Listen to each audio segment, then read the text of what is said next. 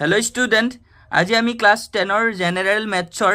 chapter 12 আৰু chapter 13 এই দুটা চেপ্টাৰৰ পৰা যোনকেইটা তোমালোকৰ ইম্পৰ্টেন্ট ম্যাথছ আছে মেট্ৰিক পৰীক্ষাৰ বাবে হেগেটা তোমালোকক দিবলৈ গৈ আছো আগৰ ভিডিও বিলাকত আমি আগত থকা চেপ্টাৰ কেইটা কভাৰ কৰিছো যদি তোমালোকে ভিডিওটো চোৱা নাই আগৰ ভিডিও বিলাক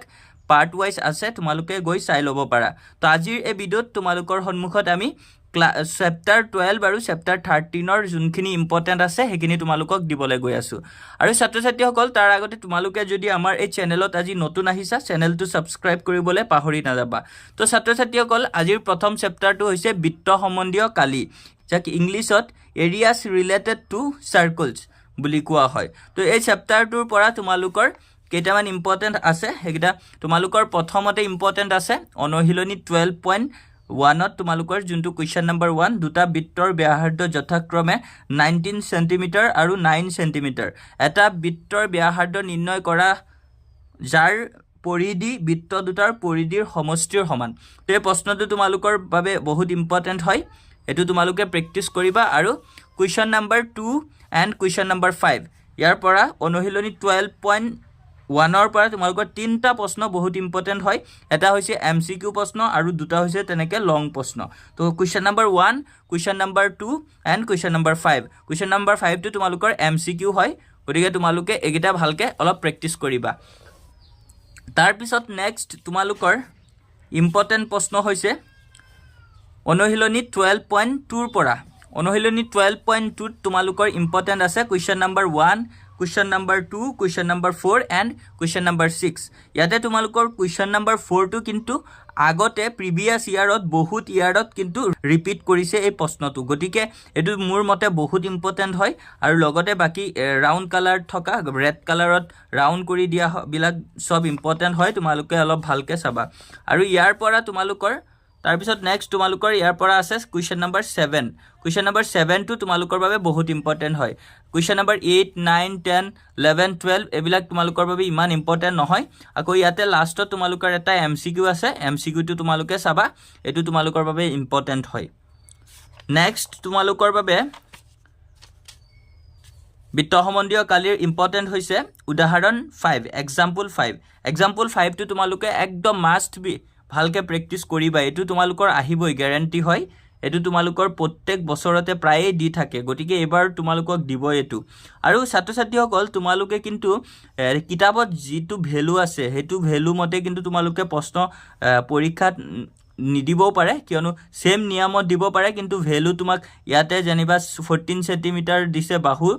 তাতে তোমালোকৰ 16 দি দিব পাৰে বা 18 দি দিব পাৰে গতিকে তোমালোকে কিন্তু কনসেপ্ট বিলাক ক্লিয়াৰ কৰি পিছত হে প্ৰেক্টিস কৰিবা আৰু ম্যাথছ টো বুজি পোৱা সাবজেক্ট হয় এটো মুখস্থ কৰা কোনো কাৰণেই নাই গতিকে তোমালোকে অলপ ভালকে বুজি পেলাই প্ৰেক্টিস বিলাক কৰিবা আৰু ছাত্ৰ-ছাত্ৰীসকল তাৰ পিছত নেক্সট তোমালোকৰ ইম্পৰ্টেন্ট হৈছে এক্সাম্পল 6 উদাহৰণ 6 টো তোমালোকৰ বাবে ইম্পৰ্টেন্ট হয় আৰু এতিয়া তোমালোকৰ অনুশীলনী 12.3 ৰ পৰা তোমালোকৰ তিনটা ম্যাথছ বহুত ইম্পৰ্টেন্ট হয় question number 1 question number 2 and question number 3 এই তিনটা তোমালোকৰ বাবে বহুত ইম্পৰ্টেন্ট হয় আকৌ এপিনে তোমালোকৰ 256 পেজত তোমালোকৰ কোৱেশ্চন নম্বৰ 5 টো ইম্পৰ্টেন্ট আছে আৰু কোৱেশ্চন নম্বৰ 7 টো ইম্পৰ্টেন্ট আছে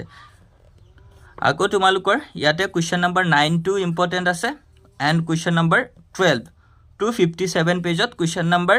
9 question number 10 and question number 12 এগিটা তোমালোকৰ বাবে ইম্পৰ্টেন্ট আছে এগিটা তোমালোকে যদি ভালদৰে প্ৰেক্টিস কৰা ইয়াৰ পৰা কিন্তু এটা লং তেনেকে 4 মাৰ্কছৰ কোৱেশ্চন পাই যাব পাৰা আকৌ এপিনে তোমালোকৰ কোৱেশ্চন নম্বৰ 13 টো ইম্পৰ্টেন্ট আছে কোৱেশ্চন নম্বৰ 14 এন্ড 15 এই তিনটাও কিন্তু তোমালোকৰ বাবে ইম্পৰ্টেন্ট হয় এই বৃত্ত সম্বন্ধীয় কালিৰ পৰা কিন্তু প্ৰশ্ন অলপ বেছিকে দিয়ে গটিকে ভালকে প্ৰেক্টিস কৰিবা তো তাৰ পিছত তোমালোকৰ আছে পৃষ্ঠকালি আৰু আয়তন সাৰফেস এৰিয়া এন্ড ভলিউমছ তো এটো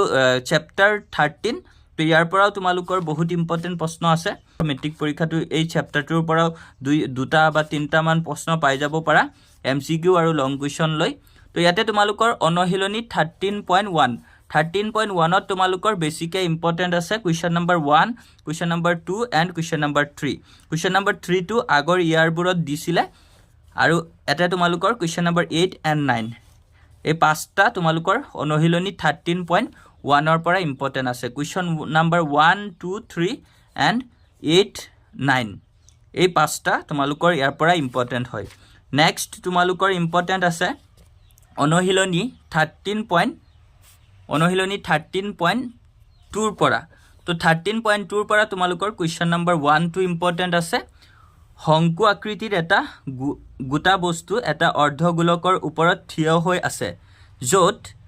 হিহত দুয়োটাৰ ব্যাসাৰ্ধ হ'ল 1 সেন্টিমিটাৰ আৰু শংকুৰ উচ্চতা ইয়াৰ ব্যাসাৰ্ধৰ সমান গোটা বস্তুটোৰ আয়তনত পায়ৰ মানেৰে নিৰ্ণয় কৰা তো এটো ভালকে অলপ চাবা ইম্পৰ্টেণ্ট হয় তাৰ পিছত নেক্সট তোমালোকৰ আকৌ ইয়াতে ইম্পৰ্টেণ্ট আছে question number 5 and question number 6 এই দুটা তোমালোকৰ বাবে ইম্পৰ্টেণ্ট হয় আকৌ নেক্সট তোমালোকৰ এক্সাম্পল 8 টু চাবা এক্সাম্পল 8 টু কিন্তু তোমালোকৰ বাবে অলপ ইম্পৰ্টেণ্ট হয় তো তোমালোকে ভালকে প্ৰেক্টিস কৰিবা তাৰ পিছত নেক্সট তোমালোকৰ আছে অনুশীলনী 13.3 অনুশীলনী 13.3 তোমালোকৰ বাবে ইম্পৰ্টেণ্ট আছে কুৱেশ্যন নম্বৰ 1 2 3 5 7 and 8 এইটা যদি ৰাউন্ড দি থকা এটা যদি ভালকে প্ৰেক্টিস কৰা ইয়াৰ পৰা কিন্তু তোমালোকে এটা